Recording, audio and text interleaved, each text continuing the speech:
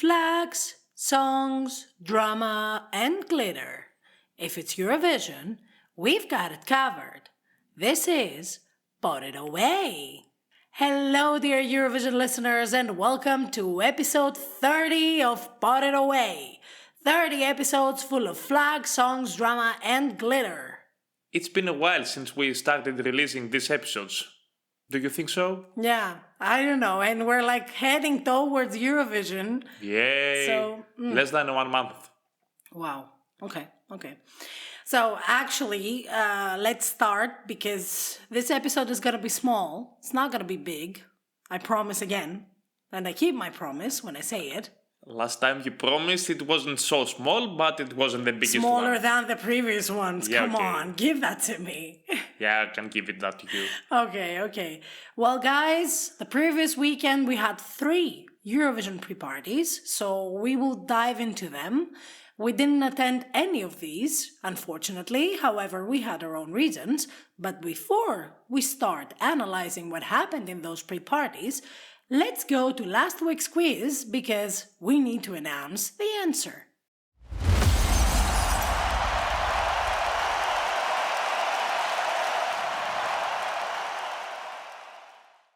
So, last week we asked you which were the Netherlands Eurovision victories, except for the one that we commented on our previous episode, the Troubadour from Lenny The Troubadour, once again the same mistake. Yes, this one you are here to correct me every time. Oh my god. Except for this victory, Netherlands had 4 more victories, and you already have answered correctly in our social media. The first victory of Netherlands was back in 1957 with Corrie Brokker and her song Net als Toen.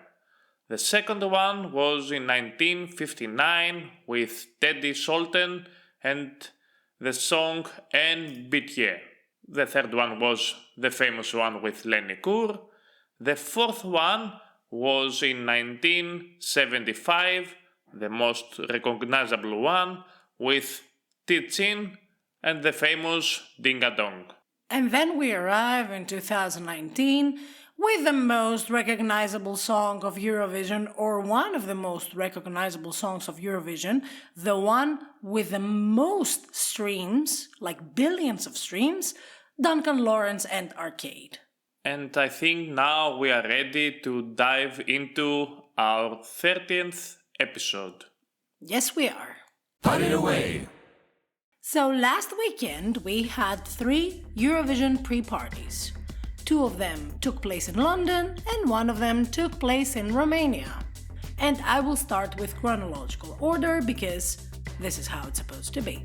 So the first one was LondonHagen, which took place on the 17th and 18th of April, so Friday and Saturday. 2 nights with 2 very different experiences, and I think that this is the reason why this pre-party is a bit different than the others, because this pre-party doesn't exclusively have the artists from the Eurovision that is taking place this year, but also brings some previous Eurovision entrants, some entrants from national finals, and it's like a very nice atmosphere, you know? Yeah, that's the vibe I got from all the footage that was released in YouTube and in the social media, that everybody who joined that party felt very well. They had a great time, and also the artists themselves enjoyed it very much. I agree.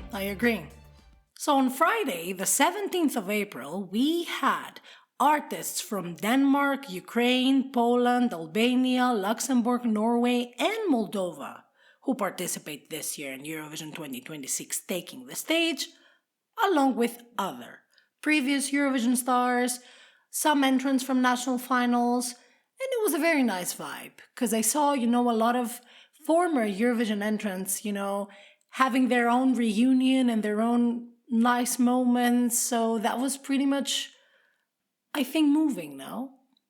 If I had to give a title to this night, it would be Poland and Moldova invading semi-final 2, because all the other artists were from the second semi-final, and we see they have a great bond together. No, you're right about this. I hadn't thought of it. Yeah. Well, it was a kind invasion. It was a very good one, and I think it blended out very well with the rest.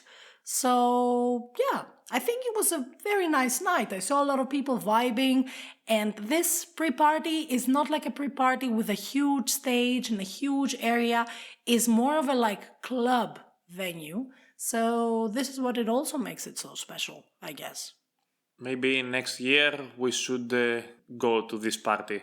Well, we have to go to London before the next year's Eurovision pre-parties in London. But yeah, we should. Why not? Yes. Then the second night, on Saturday, the 18th of April, we had the second leg of the party. And there we had Austria, Norway, Moldova, and a lot of hosts of guests from national finals and previous Eurovision editions. And that was also amazing. I think that the Eurostars here were a bit less, but it was very nice that we saw this kind of, action evolving. It didn't make a lot of fuzz, but I think that the fuzz itself was done because we had former entrants, national final artists, and people who had the chance to see a lot of Eurofans to sing for them and to be able to connect with them. And I also think a lot of English fans attended this party. So they had 3 days in a row attendance to all Eurovision pre-parties. I don't know, that's a dream, I think. This is a very nice dream of every Eurofan, and when especially going towards the end of the Eurovision season, because, okay, of course, like Eurovision is in less than a month, so then the Eurovision season is over, but it's nice, like we're close, we're getting close to that, and you're like, it's building up and building up and building up, and you're like, wow, I'm here. So let's keep the Euroclub vibes and leave aside the Eurovision post-depression. So, yeah. So that was it for the LondonHagen. Next year, LondonHagen will be held on the 9th and 10th of April, so it's going to be a week after Eurovision in concert, just like this year. And we're looking forwards, and most probably we will be attending as well. Yeah, and let's see when will London Eurovision Party take place next year, and when will the Nordic Eurovision Party will take place next year as well. Yeah, okay, guys, hurry up, because we need to plan ahead, all right? And if we have other pre-parties like the Madrid pre-party or the Barcelona pre-party, or maybe another city will host another pre-party. And this is a very nice lead for the second pre-party of last weekend, which took place in Bucharest, in Romania, on 19th of April. Put it away! So, Saturday we had the second leg of the LondonHagen, but we also had, at the same time, the Bucharest Pre-Party in Romania. And then we had 4 acts from this year's Eurovision participating and singing for their fans, and those acts were Greece, Bulgaria, Malta, and of course Romania. And I think that we liked all of them. I don't know, what was your impression about this? I mean, I think that the 4 of them were incredible in their own way. So before I give you my opinion about their performances, it's like Greece invading semi-final 2 in this party. Yeah, you're right as well on this. Come on guys, where are the other artists from semi-final 1? Yeah, just gather up. But okay, we have the London Eurovision Party that we kept for last. Come on. Okay, so about my impressions from the Romanian's Eurovision Pre-Party. All of them were great. I didn't find any shortcoming. All the performances were on spot.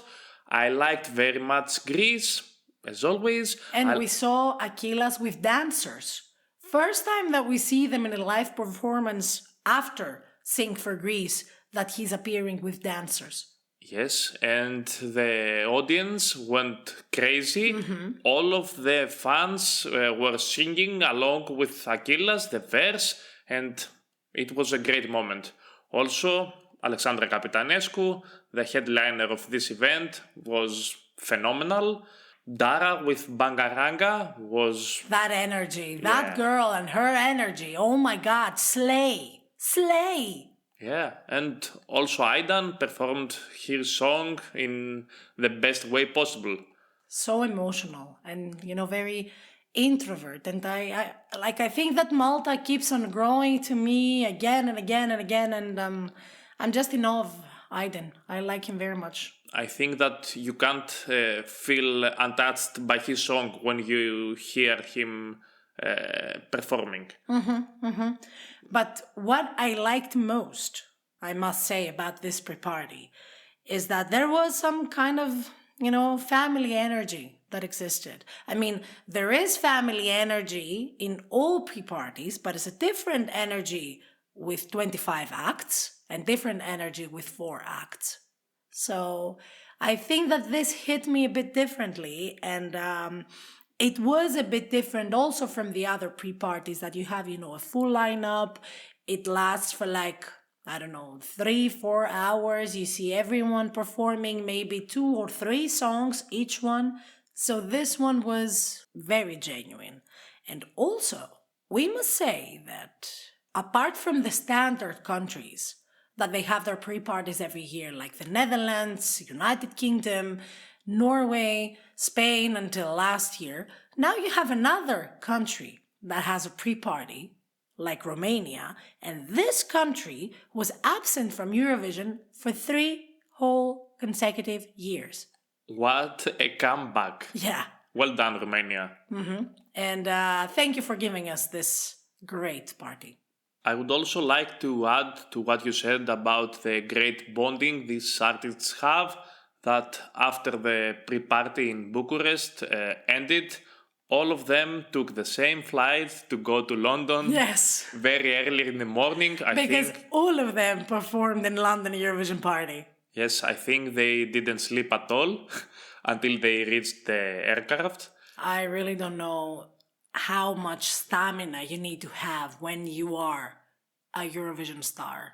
And as Achilles told us in our exclusive interview in Eurovision in Concert, now it's the period to rehearse, to attend pre-parties, to do all this kind of stuff. After Eurovision, in summer, he can have as much sleep as he wants. Well, he also has a Greek tour that he will be doing. So I don't know how much sleep he will be having, but he can always combine it with holidays in Greece. And if you haven't seen our interview with Achilles in Eurovision Concert, please go to our YouTube channel and check it out. Also, it would be a very good idea for the other artists that join Eurovision this year to come to Greece in the summer and enjoy the sun and have some rest. Yeah, I agree. I'll be in Greece doing my holidays, as every year. Put it away.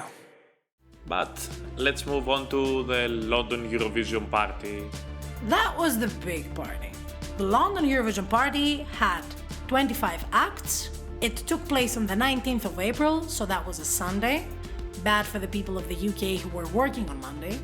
Or good, because you could go, with some extra energy. And what a night that was. It was great. Yeah. As we saw from all the videos and the shorts that were released immediately after the party. Yeah, and huge thanks to Viviblogs for being one of the partners of this event and, of course, posting everything stat. It helped us a lot having an opinion about this episode. So thank you very much, Viviblogs. So, Chris, what's your opinion about the London Eurovision Party? Well, first of all, let me say that I liked very much the hosts.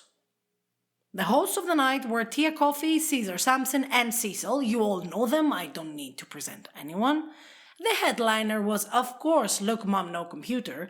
After the birth of his child, like a week after, I think. Congratulations, of course, to Look Mom No Computer for bringing a kid in the world. But right after that, he was the headliner of London Eurovision Party. And what a moment that was, right? Yeah. It was something that all the English fans and the rest of the Eurovision fans were expecting. It was his first performance, actually. First live performance before Eurovision stage. And that was something. That was something. There were some technical issues with his performance, though. Of course, he performed at the end, but I think that he kind of liked it. Maybe he was a bit frustrated, like I would be. I mean, I am the headliner, so I need some, I need to be taken care of properly. But okay, all those technical difficulties exist, so okay, you cannot do anything about it. Well, then we had, I think, the maybe most important moment of the night. Which one? Finally, Boy George took the stage with Senhit and they sang Superstar together.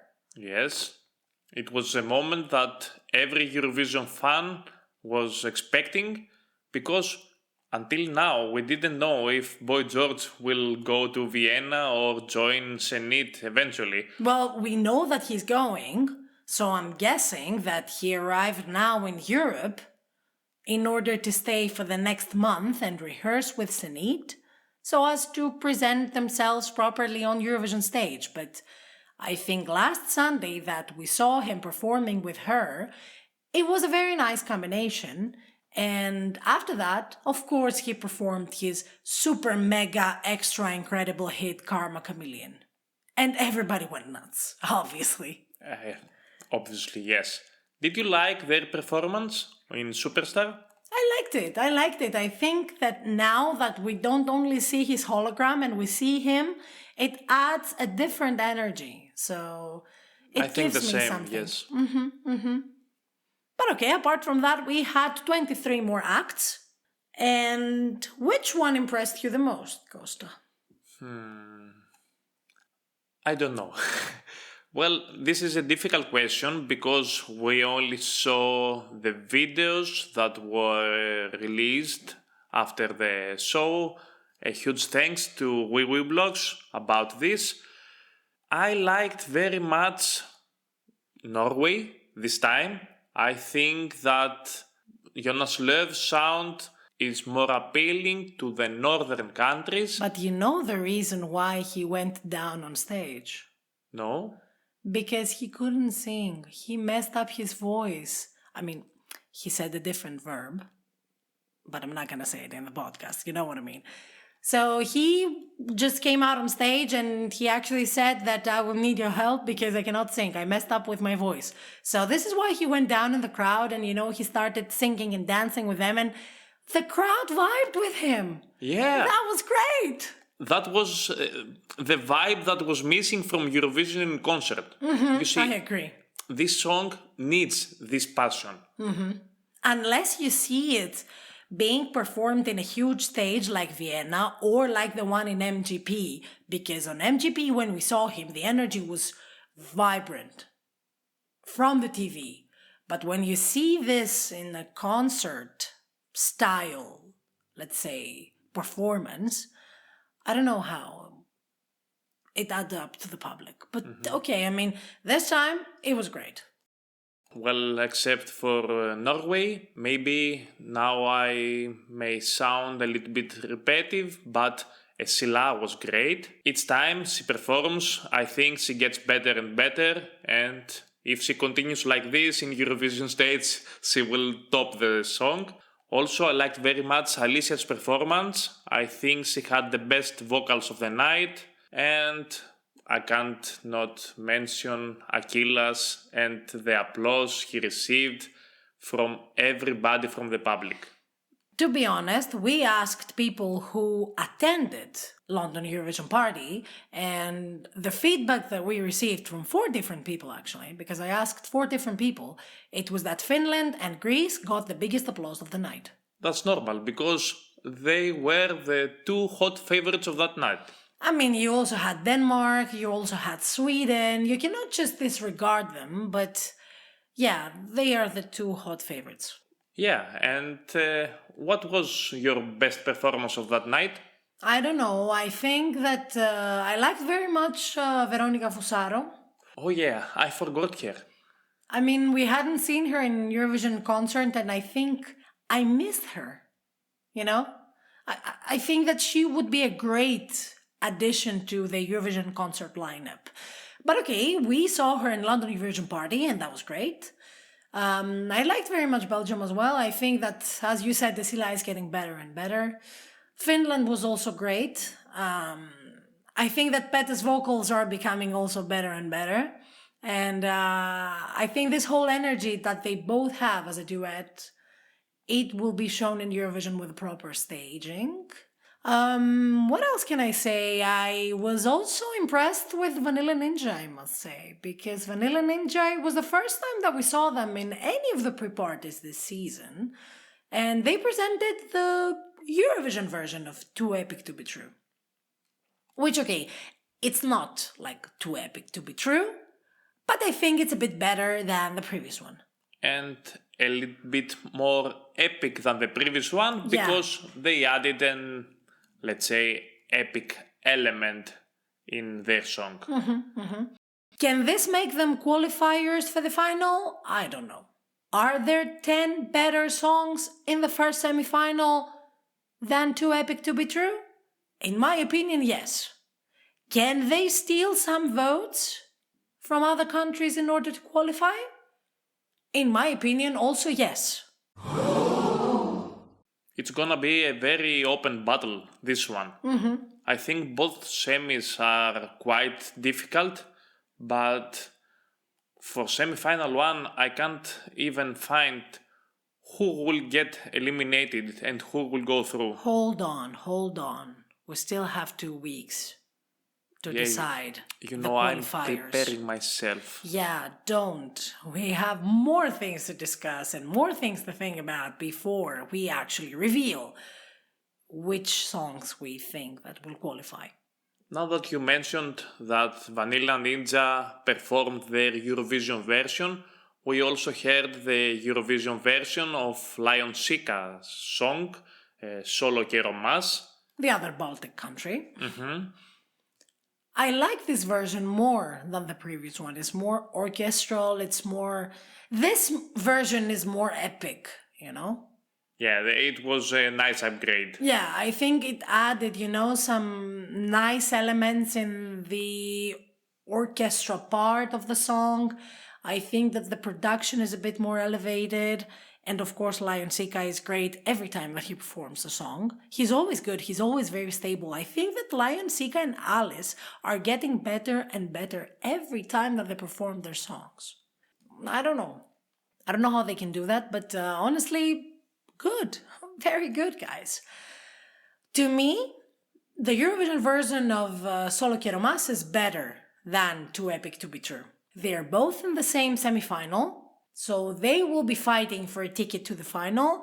In my opinion, Lithuania's position in the final is more secured than Estonia's. But okay, it's Eurovision. You can never know. And I think that was it from London, right? I mean, I don't know if I can give other inputs, if you can give other inputs, but I think it was a great party, and next year we will be there for sure, especially in this one. Maybe you, dear listeners, can give us your input about London Eurovision Party as well as the other Eurovision parties that were last Tell us week. about LondonHagen, tell us about the Bucharest Pre-Party, tell us about London Eurovision Party. You know where to find us. We're on every social media, Facebook, Instagram, X, Threads, TikTok. You can find us, you can comment, you can just say, oh, you guys are saying BS, I don't like your opinion. Oh, you guys are talking very well. I like very much your opinion. So yeah, do it. Go ahead. We're here for you. Put it away. And I think it's about time to discuss a little bit about the recent developments regarding the construction of the stage in Vienna, in Wiener Stadthalle. Yeah, I think it's time. Because this week, and I think the last week as well, ORF has teased us with some videos from the constructions of the scene of Eurovision 2026, and it looks very nice. It looks very promising. Yeah, it does. And of course, my favorite video from all of those videos that I've seen is the one Cosmo dancing Tanshine. I saw that too, yeah. He's cute. He's very cute. He's like oh my god, he's great. Yeah, he's living his dream. Yeah. And he's only like 20 years old. Come on, who is participating in Eurovision when they're 20? When I was 20 years old, I didn't even know what to eat. Yeah, well. And I think I've said that to another episode as well, no? Yeah, something similar, but I don't remember the exact phrase. I apologize for being a bit repetitive, dear listeners. Do you think that we will have a chance to take a look at the stand-in rehearsals to see some angles of the stage with proper LED colors and things like this? Well, listen, since the stand-in rehearsals are starting now on Saturday, the 25th of April, I guess that maybe before that we will have like some photos of the stage, like the stage, the constructed, the prepared stage, because everything has to be prepared before the stand-in rehearsals. Because the stand-in rehearsals are very important for all the delegations to take a look of the televised result that will be shown on our screens as viewers of Eurovision, according to all the comments and the file that they have sent to the EBU. So it is very important, and I'm guessing that even before maybe some videos will be leaked, we will be able to see the stage itself before the stand-in rehearsals.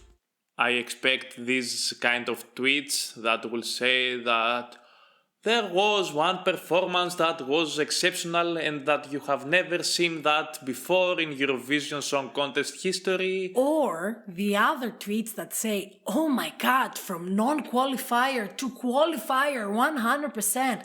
Or, oh my god, this stage presence is gonna make them not to qualify to the final.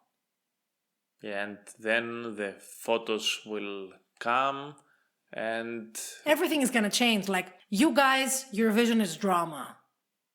So we say this in our intro every time. And we're here for it. Give us, feed us with all that drama. We want to see it. We want to be like in this. And we love it. Put it away. And do you know what other thing do we love? What? Our weekly quizzes. Oh, really? Yes, we do. Put it away. All right, I think that now it's time for this week's quiz that we expect you to answer on all our social media. Well, as we mentioned, one of the 3 pre-parties that were hosted last weekend took place in Bucharest, which is the capital city of Romania. So we would like to ask you, which year was Romania's debut at Eurovision, and what place did they get this year? Oh, nice one. Yeah, but not that difficult, come on. Yeah, okay, but it was a nice one. Thank you, I appreciate it.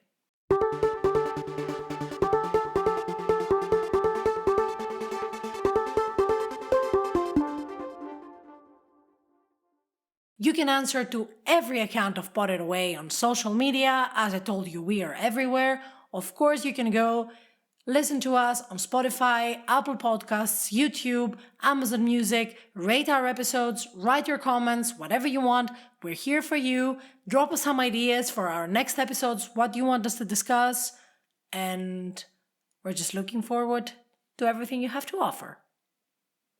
So, that's all, folks. The show is over, the points are counted. Until next week, don't forget to Put it away.